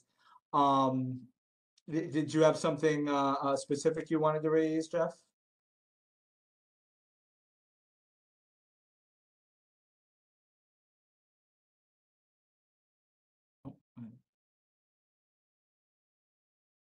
Yeah, it looks like I was muted. Yeah, I think just we're experiencing some challenges with receiving gross volumes from the utility. And then the payment we receive is net volumes. And so that's creating a lot of reporting challenges on our end, just with that disconnect where, we're expecting to receive $100 for a particular invoice as we received it from the utility, but we only receive $10. And so that creates a big revenue reporting and bad debt disconnect on our end from a retail supplier perspective. Got it. Yeah, why don't we touch base offline on that issue? That might be a bit outside of the kind of the metrics discussion here. Yeah. But let's touch base offline so I can understand that a little better. Yeah, that would be great. Appreciate it.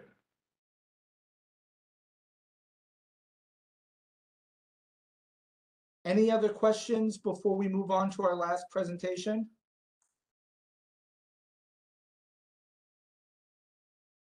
Yeah, go ahead, Steve. Hey, just one more comment, or almost kind of doubling down on what Julie's saying. I would, and maybe I'm thinking about this a little sideways, but the concept of punitive damages actually flowing through the customer, I feel like that just makes a relatively confusing product just more confusing again. And if the credits can be applied net of the customer bill, that sounds great, but just make them whole. I feel like, a lot of the crediting miscalculations or delays or errors that are being made by utilities, while they affect the customer, they can be reconciled and made whole to 100%. I feel like they more dramatically impact the developer, project owner, and they should flow through to the project owner, in my personal opinion. Thank you. Thank you.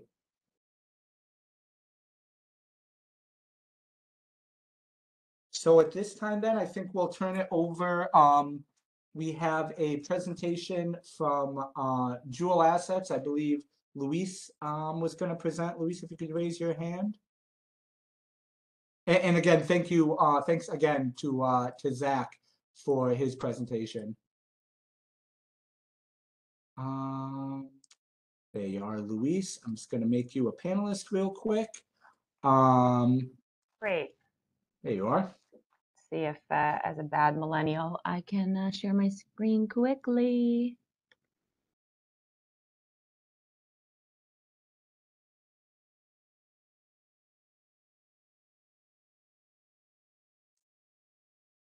Perfect. You got it? Yep. All right. I'll try to be speedy. I don't want to be between you guys and your lunch. That's never a good place to be. So Luis Gava from Jewel Assets. My focus really today is on the customer experience, and I've never gotten to use ASAP in a title slide before, but I think timing is of the importance, utmost importance. So you're going to hear that throughout the presentation. And why is it not advancing is always the question. Oop, there we go. Did I go to, or do you guys have the next slide? Hopefully you have the next slide. So just really quickly, so Jewel Community Power, but more importantly, community choice aggregation. So we're pooling demand of customers to give them access to markets that they otherwise can't access and drive benefit. So when you look at the CCAs across New York State, we have opt-in CDG as part of our programs. We have opt-out CDG as part of our programs, which is currently limited, and we have electricity supply. Again, when you look across New York State, 257,000 accounts served across 64 municipalities and all 6 investor-owned utilities. So, and this is not just Jewel, this is the core of us here. So the point of telling you all of this, and because of the structure of CCA, where it's an opt-out model, community makes a decision, everyone's in the program, and then individual customers decide if they want to participate. we have a lot of interaction with customers. We talk to them a lot. We do a lot of education. So I just wanted to frame why we're really engaged in this conversation. So when I thought about this, I used really two main principles to drive the performance metrics that I'm about to share. So I'm just going to frame that here. So first, don't let the perfect be the enemy of the good. I am really concerned about the timeline. I am really concerned about us arguing over nitty-gritty things while customers continue to not get bills, get inaccurate bills. Folks were saying CDG developers going out of business. So I think we really are running out of time to regain consumer trust. And these are consumers who did the thing we wanted them to do, right? So let's not penalize them. So I think, again, don't let the perfect be the enemy of the good. Let's find something we can all agree on, even if it's not perfect, and go forward. And you'll see the structure I'm proposing to make sure we can do that in a minute. It's really critical that the solutions are simple enough that the evaluation of the performance metrics and the administration of NRAs don't create additional issues. We've already heard people in their various presentations today concerned about both of those pieces, and I think that's very real. And so we just need to be honest with ourselves about what would be great and what's practical. And then again, as I started with, these performance metrics and NRAs, as they relate to customer service and the customer experience, really can't wait, right? These need to be put in place as soon as possible, because we've already been dealing with this for a really long time. And then the second principle is, and I talked a lot about with this, even with people outside the industry, which is pretend the customers don't have a choice of who bills them. Because remember, these customers, they made a choice. They did the thing that the state and all of us want them to do, and then they suffered for it. If you were with, an insurance company or, some kind of your streaming service, and you had this kind of behavior, you'd probably leave because you had a choice. And so let's just remember that. And I'm sure that's why we're having this conversation. But just a few things to highlight, customers should not be unsubscribing from solar because they can't get their utility bills.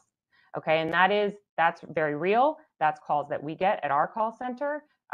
No one wants that to happen. I don't even think the customers want that to happen. They're just so frustrated and they have no other recourse. Also, customers should get answers from utility customer service when they call, and those answers should be timely. Customers should not have to call me and tell me, not me, Jewel or whomever CCA, and say I can't get an answer out of the utility, and then me have to go to the utility and get the utility to call the customer, right? So that's like not efficient for anyone's time. It's not good for the customer, et cetera, et cetera. And then really critical, and I have some suggestions here, utilities should be proactive in customer support when billing is delayed or incorrect. They know that it's incorrect or delayed. So let's address it head on. Let's own the mistake and make sure we're clear with the customer as what their options are and solutions are. So I think that's really important. So, okay, so what are these metrics? So I put them in two buckets, accurate customer bills and call center responsiveness. Because let's be honest, the mistakes are happening. They're going to keep happening. So it's not just about fixing them. It's making sure that in this interstitial moment, customers get answers. So when we look at accurate customer bills, I'm saying there's missing bills. And again, customers have called me and said, it's not that the credits are missing, it's that the bill is missing. And I really do want NYSEG and our G&E to go on the record and clarify if the bills are not coming or just the credits. So we'll make sure for our next conversation we have that answer. But it's also the duration of the billing error, which we've discussed.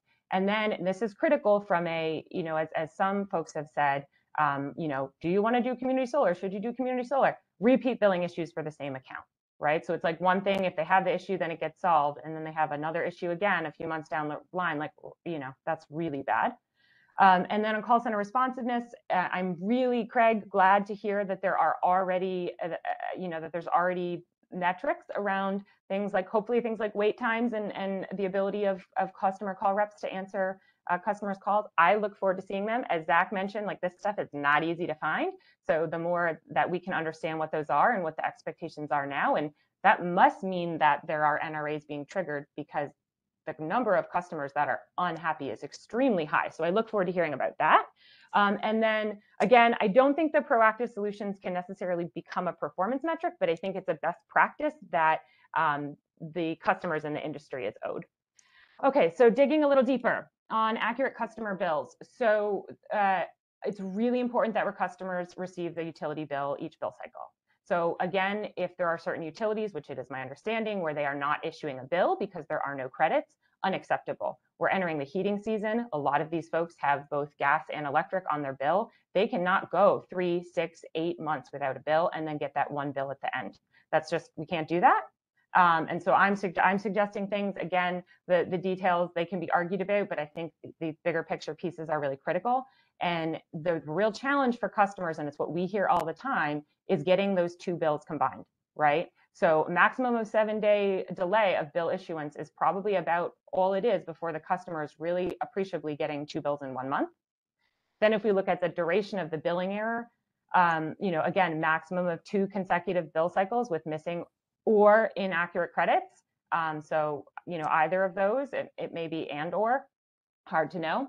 And then again, I think the really critical thing reputationally and just from a customer impact perspective is that we really need there to not be repeat billing issues for the same account, right? Like projects are getting automated billing is getting automated at like a project level. So once that's automated, hopefully those billing errors go away, something like that. So that's something else I'm really thinking about.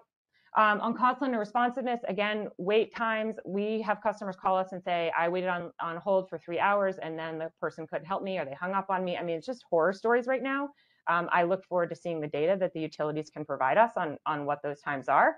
I would say, maximum average wait time, 10 to 15 minutes. Maybe that's not even appropriate, but when there's a big issue, there's a big issue, and I know they get bogged down, so we need to be realistic. And then again, the ability to help customers during the call. All customers really need to have their answers, answered during the call or get a call back. I do ask the utilities, I'm just going to put it out there. It seems possible to me, based on the customer calls I'm getting, that some of the customer service reps, or maybe all of the customer service reps, do not have access to the information to answer these customers' questions. If that's true, then we need to figure out a way to train those customer service reps to escalate those calls to the people who can answer the questions. And I think that might be one of the problems, is the inability for folks to access the data. Again, not acceptable from the customer perspective. Okay, and then 2 proactive solutions. Things like you haven't gotten a bill for 6 months. The utility knows this, and then they send you a 6-month bill. And there's nothing in there about how you get onto a no interest payment plan. That's crazy. Let's get that in there. Let's be proactive about that. Customers freak out, especially right now, given inflation, everything else. Like that really needs to be something that is done proactively by the utility. Again, call center training. I know that the commission and staff have called this out. It's not acceptable for call center reps to be placing blame on non-utility parties. Of course, we all make mistakes, but in a majority of these instances, my understanding is that these are utility mistakes. So for the utility to be telling the customer it's the solar developer or it's their municipality or it's anybody else's mistake, unacceptable, and that really needs to stop right away. And with that in mind, not only should it stop, I am going to ask, and I know that this would make all of my clients, municipal clients, very happy, if DPS had the utilities write basically an apology letter and a short explanation about the situation and why customers aren't getting bills or their credits, and that becomes a public material from each utility to their CDG customers. It's general, but like, this is what's going on. Mea culpa, sorry, our fault. Are we bad? Everyone has to do this sometimes. And that letter be approved by DPS and be publicly available December 1st. And so that's something that we can all use to set the record straight. And to just retain those customers and because it becomes a he said, she said kind of thing. And it's unfortunate, and trust is of the utmost importance on the customer side right now. So that's something I would propose. Now, I'm also, everyone has sort of been throwing dates around timeline. Again, we are going to see when we're looking at what are the NRAs, and like, my thing is, unfortunately, I don't know how to make utilities move quickly, and maybe that's not possible. I but that's, I think, what is critical. So that's the challenge we have before us. And this is why I'm looking at a concept of a phased approach. So first of all, I think that we need to, and I know, Tom, you're probably like, can't believe she's saying this, or, how can we have a robust stakeholder process? But I really hope that we can, some of these metrics should be pretty easy and obvious to agree to. And maybe we can even get some and not others, I don't know. But by that February commission meeting, that's really what we should target. And so we should all just dig in, focus, and get this done, because the longer time goes on, the worse this problem is getting. So, all right, so what I'm proposing to hopefully address the issue that I want to be aggressive with timeline is a three-phased approach. So that's broken up into the time between September 15th, which is when the order was issued, and the date of automation that each of the utilities listed in their implementation plans. So it's sort of different by each utility. The second phase is that date of automation that is listed, and then the date if they're up to automation. So in other words, I'm assuming that some of those dates are going to get pushed. So this is a period of like automation delay. And then a third phase is after automation. And the reason I'm proposing it this way is because, look, I believe it would be amazing if each customer that has had a negative experience got made whole.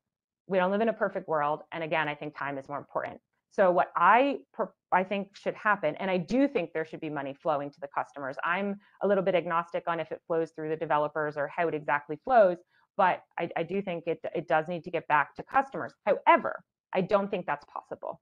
I don't think that's possible in the short term. And I think we are all served better by having the utilities focus on the automation and the back-end solutions that are actually going to get us to a place where customers are being billed correctly and timely. So what I would say is that in this first phase, before automation, that we're basically socializing, we're rate basing across all the CDG subscribers. And instead of saying, so whatever we decide that penalty is, I think New York City was saying $10. If that's the penalty, then that's the penalty, and it's $10 times the number of months times the particular metric, and then that's getting divided out across all the CDG customers, right? And I'm thinking, this is to the question of the data that drive this need to be recorded by the utilities monthly, but I do not think they can act monthly. Again, we're trying to be realistic here. And we're trying to have something that we can put in place quickly. So I think the reason why this makes sense to me is if we say to the utilities, hey, in 6 months, you need to be, I guess it's, in 6 months, you need to be taking the 6 months worth of the value and spreading that over all the CDG customers. It doesn't address the issue of the people that drop out, I understand. But again, apply my principle, don't let the perfect be the enemy of the good. The other thing you're seeing here in this phase structure, and perhaps my percentages of basis points or whatever is not accurate, and maybe it needs to be higher to get utilities to move. I don't know, but the principle I see is that as we move through time, it should be a lower and lower percentage of incorrect billing, of errors of billing, of longer wait times, right? So as we go through time and as they get automated, that they should get less, and if they don't, then the penalty doubles, right? So there's this mechanism that should get it makes it increasingly bad if you don't do the thing you're supposed to do. And hopefully that is an incentive that speaks volumes. So when you look at phase 2, it's the same thing. So you're saying, okay, any one of the performance metrics we all agree on, now we can only have 1% of subscribers impacted, right, instead of 2%. And this is at a per metric level. So whatever we agree, maybe there's 3 metrics, maybe there's 4 metrics, maybe there's 6 metrics. I'm not sure, right? I've given you some that I think we need. But then at that point, now, because we were supposed to be automated and we aren't, the impact on the utility doubles. So if the financial benefit to the customer, was $10, now it's $20, and it's the same mechanism to get it to the customer. It's still across all the subscribers, or however is easiest to do it, because they're clearly not technically able to do it yet. And then we get to phase 3, right? So we're after automation. And now after automation, things should be moving much more smoothly. So what that means is the penalty needs to stay the same, high. The amount which triggers the penalty, that threshold, goes down. And then we should be able to move to the thing we all desire, which is that compensation of that customer for the inconvenience and perhaps the actual financial hardship is at the customer and the account level. So that's my sort of thought. And the only last thing I'll leave you with is, because I'm sure we're like out of time. Yep. Is that I think the utilities, they do need to self-report. I don't know how else this can happen. I mean, there's just, the data are bad, but they have the data. So they need to report it. It needs to be monthly data. That doesn't mean they have to report it monthly, right? But it needs to be recorded when it is reported. And I do think it needs to be, I think 6 months is kind of too long for some of the reasons we talked about. The quarterly basis seems fine, but it needs to be on a monthly cadence. What I would propose we do to help address some of the concerns around if utilities are reporting accurately or not, 2 things. One, that there be some kind of mechanism, and it can be as simple as just an email account, where the customers and the ESEs, any energy service entity, so whether it's a CCA or it's a CDG developer, can actually report an issue to DPS. So they can say, hey, here's my report from X month, and look, I had 10 out of 1,200 customers that actually got credits this month, like happened to me last month, right? So on this one project. So that would help DPS, because DPS, you guys are going to have to be in there auditing. Let's just be honest. So that would help focus some of that audit process. And so I think it's on the whole industry to really step up and do this work and make it happen. And then again, I do think DPS needs to be in there auditing. And I think that there also needs to be a penalty if audit undercovers underreporting. And I think that should make the NRA double, however many basis points you think it is, or if it's monetary, it should double again. So I think, again, that's my approach and suggestion. And if there are questions or people have already left for lunch, there you go. So I don't know, Tom, what you want to do, because I know we're well over time. Yeah, and I appreciate the presentation, Luis, and we are about 10 minutes over right now, but I do want to provide the opportunity for folks to if they have any questions, to ask them. You gave us a lot of information there pretty quickly. Sorry. I will. No, that's great. Italian speed talker. Yeah, we appreciate the thoughts. Particularly coming from kind of the customer's perspective. Yeah, I will it's just tough out reiterate there. that all these presentations will be posted, so folks can go back and look at them and think about the proposals a little bit more, even after this meeting.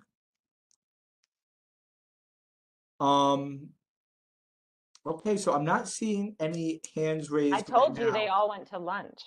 No, we only lost a small number of people. Actually, most folks are still on the call. I do want to take, and please, folks, feel free to raise your hands if you have any questions at all. But while we're wrapping here, I do want to take just a moment to again talk about next steps.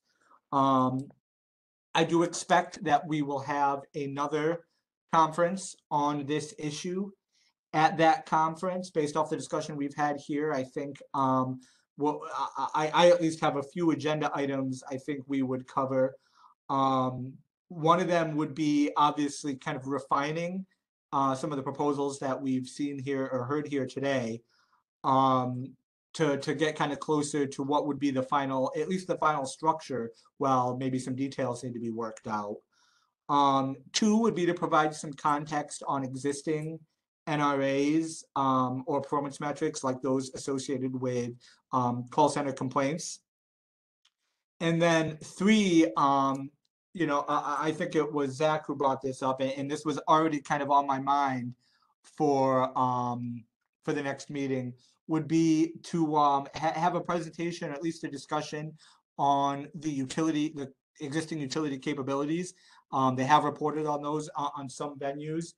We might also be reaching out to the utilities just to kind of discuss a little bit on the call some of those capabilities, because obviously that is a relevant factor in determining kind of what how a metric should be built from the ground up, and how to apply it to the utilities. Okay, so let me just check here for questions. Yeah, let's go, Carmen. Go ahead. Hi, it's not a question, but just wanted to voice support for the 3-phase approach that Luis has proposed. I think it is critical for us to move as fast as we can, and that if we can iterate through time, that's great. That would be all. Thank you. Great, thank you, Carmen.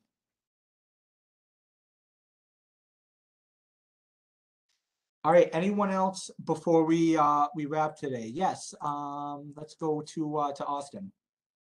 Yeah, thank you, Francis. On the second point about that you just mentioned in terms of next steps, I think that looking at the the PSC complaint rate and basically Arcadia didn't get a chance to submit feedback in time for this conference, but in our existing notes right now, we actually link a lot of our own comments and recommendations to those consumer service performance indicators, the CSPIs, which kind of inform that PSC complaint rate. For that second bullet point, are you anticipating DPS staff or utilities to talk about that, or expecting the industry to come back with various other examples of how other NRAs have been developed? Just want to be clear on next steps. Yeah, I think we're open to both. At least it was my thinking that, staff would be able to provide some information on those existing NRAs, but that's not to the exclusion of industry stakeholders, including the utilities, that may be able to share their experience, with the NRAs that are in place today. Gotcha. That's helpful. Thank you.